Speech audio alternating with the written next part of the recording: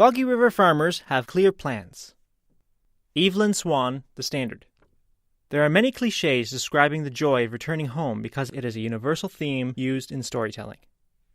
If home was a great place when you left, it's even better to come back.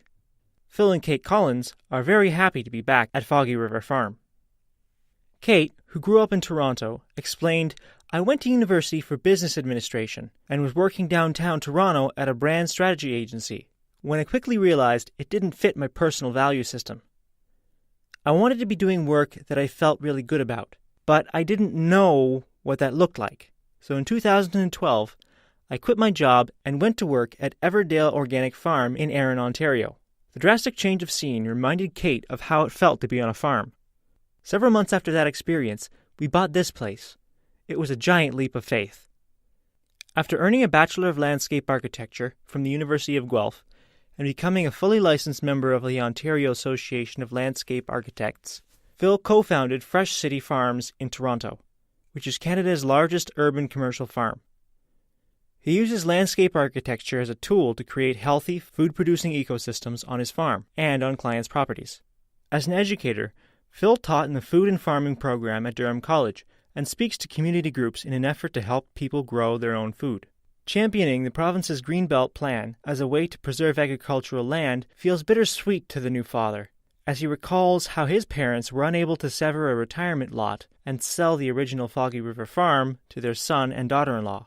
March 2013 found the couple driving the concession roads of Brock Township, looking for land they could afford within an hour's drive of Toronto, home to Kate's parents. "Kate saw this place," recalls Phil. "The 12 acres were snow-covered, but the south-facing slopes and 3 ponds connected by creeks were key for me. It was a permaculture dream with a resilient backbone of a system. Home again." With land of their own, the Collins started farming, permaculture style, embracing the philosophy's basic principles of working with nature rather than against it, using thoughtful observation rather than thoughtless labor, asking each element to perform many functions, and remembering everything is connected to everything else. Cash flow being an issue for the new farm, they also grew and sold annual vegetables and held odd farm jobs at the same time. Stress for the new business mounted, and soon Kate experienced some health issues, eventually resolved through the use of herbs. This inspired the next stage of the farm. Kate explained, "For both of us, that really sparked a bigger interest in plant medicine, realizing that so many of these plants with amazing medicinal properties were either just growing on this property by themselves or could be great additions to the permaculture landscape, made us shift from vegetables to herbs. We both feel passionate about connecting people to these beneficial plants that can grow in the Ontario climate, and over the past 2 seasons we've made some investments to become a full-fledged medicinal herb farm. Foggy River Farms herbs are made into tea blends and body care products, both of which are sold at the Uxbridge Farmers Market, at retailer Savon de Bois in Uxbridge, and EcoPort in Port Perry. Noting packaging for the teas is backyard compostable, Kate said there was a lot of irony for us, trying to be sustainable and then selling tea in packaging was the opposite of that. We found a wood fiber-based bag that biodegrades upon contact with soil. Beautiful red hibiscus blooms, grown in 2018, were sold to the Second Wedge Brewery as a thickening and coloring ingredient, in a beer made without hops called Gruit. Aptly named Foggy Water, the first batch sold out on International Gruit Day in early February, but more will be made. Durham Distillery Pickering will make gin using 8 plant varieties grown by Foggy River Farms this year too. Both Kate and Phil enjoy interacting with customers at farmers markets, but their daughter's arrival has prompted them to launch a Kickstarter campaign this spring to help create an on-farm marketplace and educational workshop space so they can move production out of their house. They will utilize a 24-foot by 24-foot outbuilding on their property, which will become the herbarium, an off-grid, multifunctional space. Personable, well-spoken educators, the Collinses look forward to connecting their customers to the plants growing in the ecosystem they live in, and making plenty of personal connections with other farmers, returning summer staff, and their land. Anti-Social Media Part 3, Piercing the Bubble, by Erin O'Toole, Minister of Parliament. In my last 2 columns, I explored how social media is changing the consumption of news and the tenure of political discourse. Social media platforms are built upon users communicating with people who generally already share their views, so most communications simply reinforce opinions. The algorithms powering the platforms create our user experience based on our profile, our interactions through the ubiquitous like and the affinity groups the algorithm places us in. The result is not the World Wide Web that connects us with the world, as was first hoped, but the social media web 2.0 is increasingly tailored to be a web of one, in the words of one tech pioneer. We are more connected than ever before, but we are becoming more isolated than ever before. In my experience, most people don't realize the extent of filtering on social media and repetitive messaging that places them in their own preference bubble, with only a partial view of facts and differing opinions. The days of fact-checked, multiple-sourced news and discussion is slowly fading away.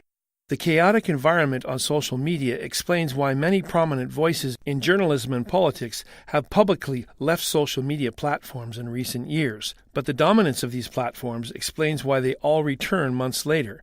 It is becoming impossible to be a voice in the national conversation if you're not part of the platforms hosting the conversation. From late-night tweets from the U.S. president to the recent resignation of Trudeau's closest advisor, news is now designed to break on Twitter. Once the news is on social media, the various preference bubbles feverishly work to harden attitudes of their occupants and attack opposing views within minutes. The opportunity for intelligent debate is slipping away before our eyes. How can we pierce the preference bubble and restore some truth and civility to political discourse? I believe this is the challenge of our time, and why I have reevaluated my own approach to social media. Perhaps some of my preference bubble hacks will help others with their own decisions related to social media engagement, and I welcome others to share their thoughts and suggestions on how we can accomplish this. Audi alterum partem. Audi alterum partem, my favorite Latin phrase from law school, is now my guiding principle for social media. It means hear the other side, and to do that on social media, you must force yourself to break out of your bubble. Follow voices and sources you normally would never hear from. If you follow Ontario Proud, which drives the left around the bend, try also to follow Rabble, which elicits a similar response on the right. I try to follow people who regularly criticize me on Twitter, so I can better understand their point of view. It also helps me determine which voices are sincerely trying to make a point and which are just throwing darts. It balances out my impressions of discussions in the digital public square. Second, strive for informed and respectful dialogue, even when it is hard to do so. I try to remain a strong, even tough voice on issues I care about or that are important to my writing, but I also try to be fair to people with different views. When I present a point of view, I try to rely on primary or reliable sources, not conjecture. So, it's a good idea to link to a reputable news source to show how your view can be backed up. Do not rely on what happens to be trending in your network without verifying it. Third, try and hold others you engage with to the same standard you hold yourself to. I readily admit I am not perfect online. I try to acknowledge error and avoid rushing to judgment. I will also hold others to account for relying upon false information and will try to encourage serious dialogue. It doesn't always go well, but I feel it's my way of trying to pierce the bubble. People are often shocked to have their point of view questioned. People are often shocked to have their viewpoint questioned, which shows too many voices are using social media to have a conversation with themselves or their affinity group. Fourth, challenge anonymity on social media. If people had to place their name and likeness beside everything they say, dialogue would improve. We also know foreign entities are using social media to influence political outcomes. We should all try our best to be the guardians of the platform we use. If more people called out the robots, bots, and nameless voices who pursue only conflict, I believe it would make a small but meaningful difference to the environment and level of discussion. Finally, try and mix up your own feed to ensure it's not just a steady stream of critique and criticism. A healthy democracy requires strong accountability through criticism, but often opportunities for insights, positivity, or praise for others are missed because of the echo chamber effect. Again, I struggle with this as an opposition politician almost daily. I find humor can be an effective tool on social media, as it can allow you to make a hard-hitting point in a funny and less personal way. At the end of the day, make sure you define your news feed and not the other way around. These are my own personal rules for the ever-bumpy road of social media. I may go off the road or have a collision before the week is out, but I am trying to navigate towards smoother driving in the future. Please share your thoughts with me on this series or how to try to navigate the digital highway. Of course, I must say, if you liked this column, be sure to like it and share it on social media. Wink.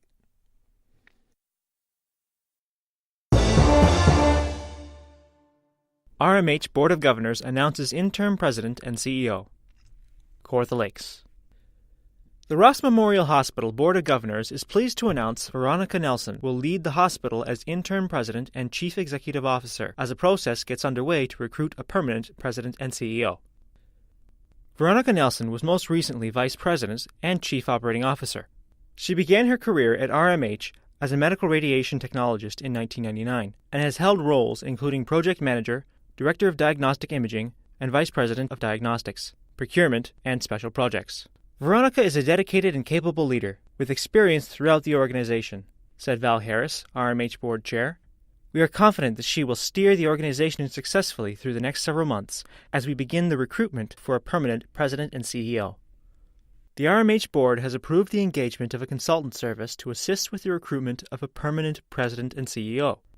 Dr. Bert Lawyers announced in December he would be stepping down from his role as president and CEO to take on a new post at the Scarborough Health Network on April 1st. His last official day as RMH president and CEO was February 28th.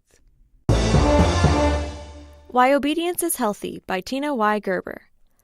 When our bodies are in a state of imbalance from poor dietary habits, lack of exercise, we can immediately feel it. I do. I feel sickly, sluggish, and sometimes depressed. I've gained at least 30 pounds since my surgery last March. I know eating right will increase my energy and my mood. Why do I grab that bottle of pop and bag of chips instead of those carrot sticks and water?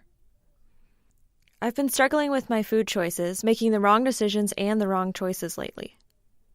I've also been making excuses for not exercising properly or avoiding exercise altogether. I'd get motivated, then I wouldn't stick with my plan. I would feel angry, frustrated, annoyed, or just feel sorry for myself. However, in December, I made a commitment to finally get baptized. I'd completed membership classes and I was waiting for my knee to heal. That decision has been life-changing in ways I cannot easily describe. I felt like I was being obedient to God, but was I truly being obedient? Had I been fooling myself? Being obedient to God is very important in your Christian walk. True Christian obedience flows from a heart of gratitude for the grace we have already received from the Lord. In quiet prayer, I heard God urge me to get baptized. It was a simple act of obedience that changed my life. I was more willing and ready to obey Him than ever before. This sheer act of obedience gave me more energy, a better attitude, and a closer relationship to understand God's Word. The Bible tells us God blesses and rewards obedience. James 1:22 says, "Do not merely listen to the Word, and so deceive yourselves. Do what it says." How does this tie in with poor choices? Well, I know healthy habits are hard to develop, but on that day, I no longer craved caffeinated pop, and many other things started to change as well. I knew it was necessary for me to make some sacrifices. I needed to address all areas of my life. You know, God really does care what you put into your mouth because the food choices you make can restore your health or destroy it. I read a healthy habit is any behavior that benefits your physical, spiritual, mental, or emotional health. These habits improve your overall well-being and make you feel good. Exercising and eating a healthy diet makes you feel better, boosts your confidence and self-esteem. The benefits of exercise include decreased stress and improved cognitive functions at any age. Healthy habits help prevent certain health conditions such as heart disease, stroke, diabetes, and high blood pressure. When you eat a balanced diet, your body receives the fuel it needs. I find this easier now. I know regular exercise also improves muscle strength and boosts endurance, plus it will help with oxygen and nutrients to my body so I can go about my activities with sheer joy and excitement. Will it be easy? No. Jesus says, "But even more blessed are all who hear the word of God and put it into practice." Luke 11:28. Whatever happens, I will do it for the glory of God. I have a responsibility to do everything I can to make wise choices and obey God's commands.